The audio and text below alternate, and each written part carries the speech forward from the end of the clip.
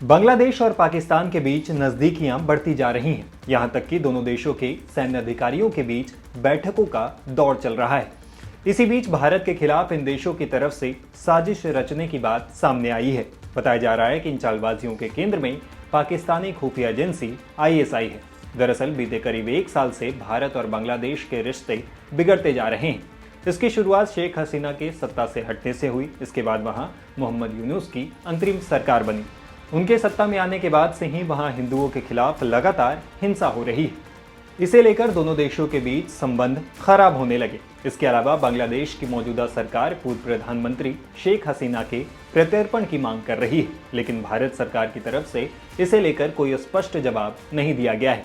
भारत से खराब होते रिश्तों के बीच पाकिस्तान ने बांग्लादेश से दोस्ती बढ़ानी शुरू कर दी।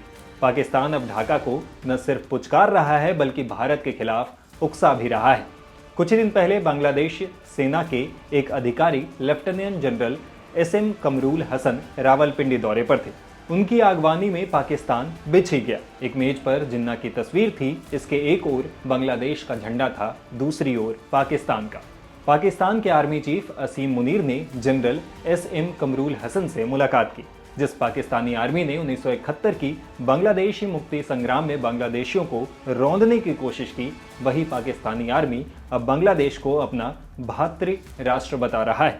अब दौरों की सीरीज में पाकिस्तान की खुफिया एजेंसी आईएसआई के सीनियर अफसरों की टीम बांग्लादेश आई है। आईएसआई प्रतिनिधिमंडल का नेतृत्व मेजर जनरल शाहिद आमिर कर रहे हैं। ये वही शाहिद आमिर हैं जो चीन पाकिस्तान के मिलिट्री डिप्लोमेट रह चुके हैं। ये दशकों बाद आईएसआई अधिकारियों की ढाका की पहली यात्रा है।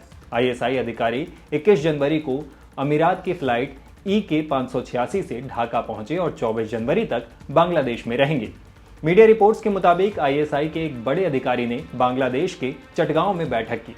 इस मीटिंग में पूर्वोत्तर भारत के उग्रवादी संगठन उल्फा के नेताओं के साथ बातचीत हुई। भारतीय खुफिया एजेंसियों का मानना है कि यह बैठक असम और अन्य पूर्वोत्तर राज्यों में फिर से आतंकवाद और हिंसा भड़काने की योजना का हिस्सा है।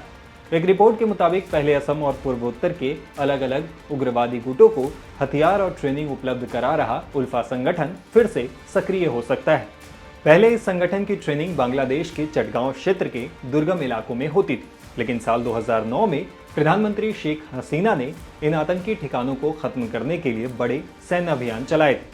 अब जब बांग्लादेश की सत्ता से शेख हसीना की विदाई के बाद अब खुफिया एजेंसियों को शक है कि आईएसआई बांग्लादेश में इन गतिविधियों को फिर से शुरू करने की साजिश रच रहा है।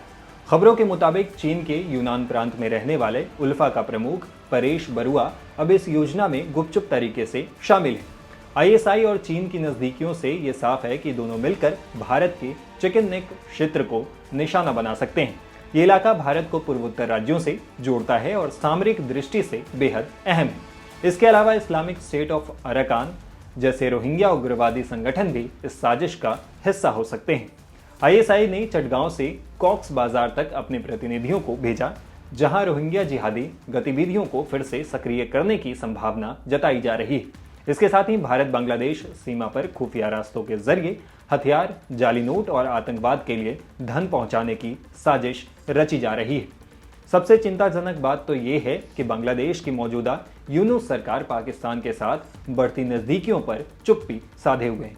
हाल ही में बांग्लादेश के कई जिहादी कैदियों को रिहा किया गया है, जिससे भारत की सीमाओं पर निगरानी बढ़ा दी गई है।